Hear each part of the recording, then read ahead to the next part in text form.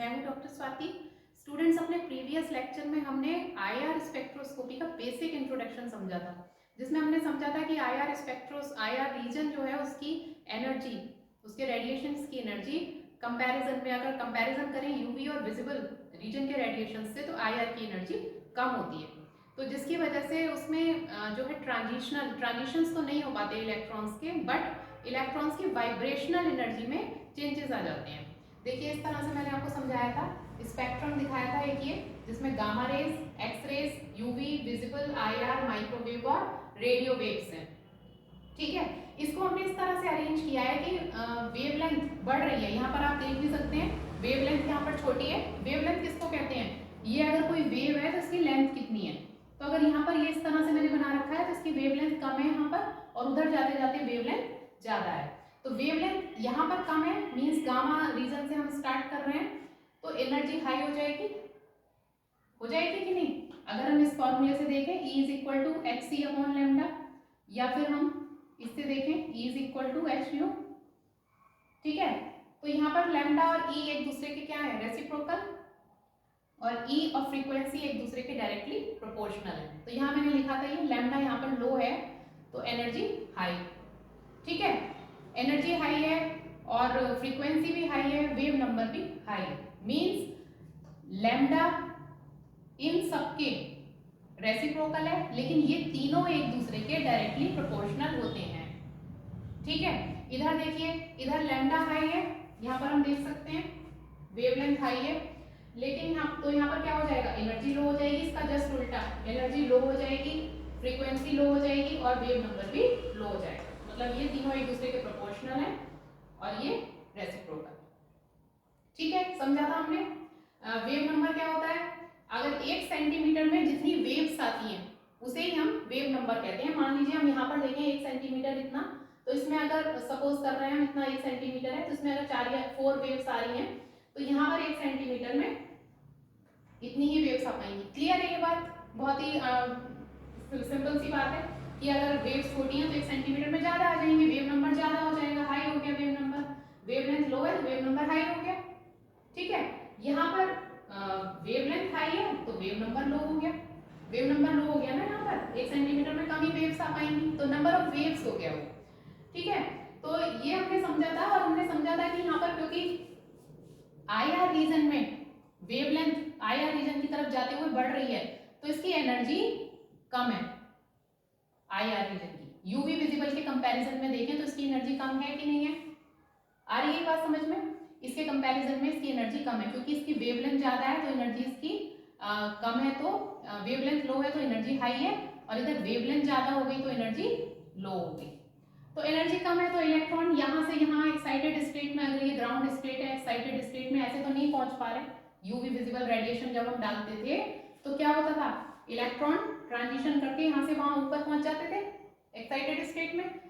IR radiation जब हम fall करेंगे, ये हम आईआर डाल रहे हैं रेडिएशन, तो ये एक एनर्जी लेवल क्रॉस करके यहाँ से यहाँ तो नहीं जा पाएंगे ये, क्योंकि एनर्जी कम है आईआर की यूवी विजिबल से, बट बीच में जो इनके एनर्जी लेवल के अंदर जो वाइब्रेशनल लेवल है उन्हें क्रॉस कर लेते हैं, उनके अंदर उसमें वाइब्रेशन होते हैं। ये हम अलग से पढ़ेंगे कि वाइब्रेशन कितनी तरह के होते हैं एटम्स के अंदर। ठीक है, अभी आप बेसिक चीजें समझ लीजिए कि इसमें वाइब्रेशनल एनर्जी में चेंजेस होते हैं जब भी हम आईआर रेडिएशन डालते हैं। ठीक है, इसकी रेंज बताई थी मैंने कहा था कि लैम्डा हम यूवी में देखते थे, एनएम में एब्जॉर्प्शन हम शो करते थे। यूवी विजिबल स्पेक्ट्रोस्कोपी जब हमने पढ़ी थी एनएम में, हम कहते थे कि एब्जॉर्प्शन 250 एनएम पर हुआ।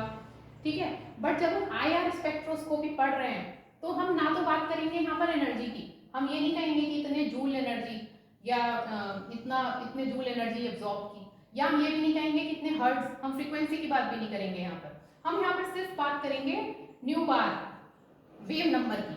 आईआर स्पेक्ट्रोस्कोपी में हम सिर्फ न्यू बार की बात करने वाले हैं। ठीक है, तो यहाँ पर अगर हम लैम्डा को एनएम में शो कर रहे थे, एनएम बहुत छोटी यूनिट है।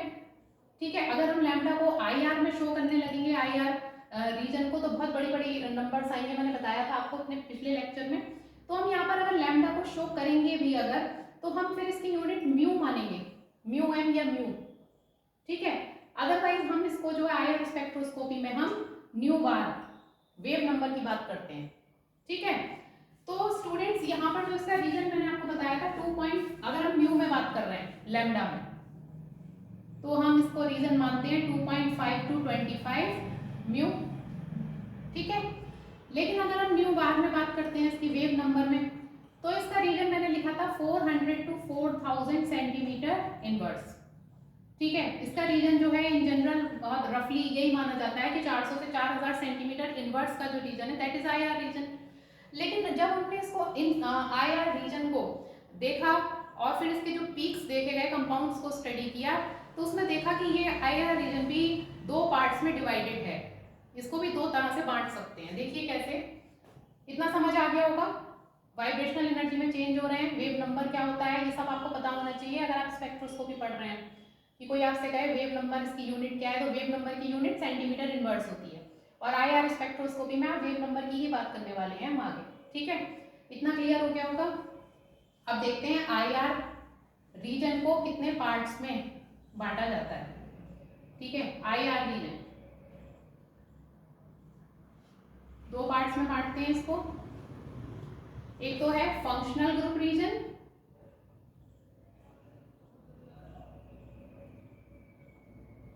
और दूसरा है फिंगरप्रिंट रीजन,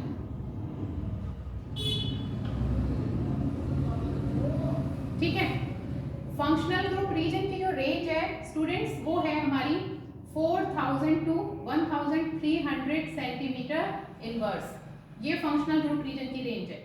फिंगरप्रिंट रीजन की बात करें हम तो that is 1300 to 667 centimetre inverse, ये फिंगरप्रिंट रीजन की रेंज है,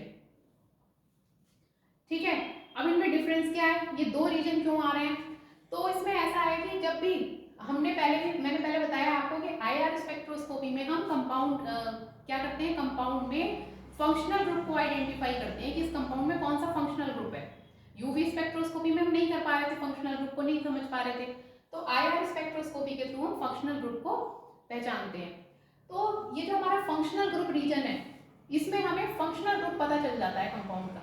जैसे कि मान लीजिए उसमें COOH ग्रुप है, कोई एसिड है, ठीक है, एसिटिक एसिड है या कोई भी एसिड, तो COOH ग्रुप प्रेजेंट है, फंक्शनल ग्रुप रीजन में हमें पता चल जाएगा COOH ग्रुप है, ठीक है।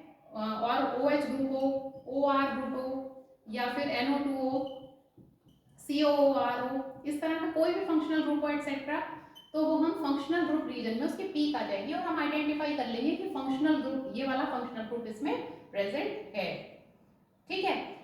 अब एक सिचुएशन आती है, मान लीजिए कोई इस तरह के कंपाउंड दे दिए जाए आपको, जिनमें कोई दो कंपाउंड जिनमें दोनों में ही सिंगल बॉन्ड्स हो, दोनों में ही एक सही फंक्शनल ग्रुप हो। जैसे कि फॉर एग्जांपल देखते हैं, मान लीजिए आपको ये दे दिया कोई कंपाउंड,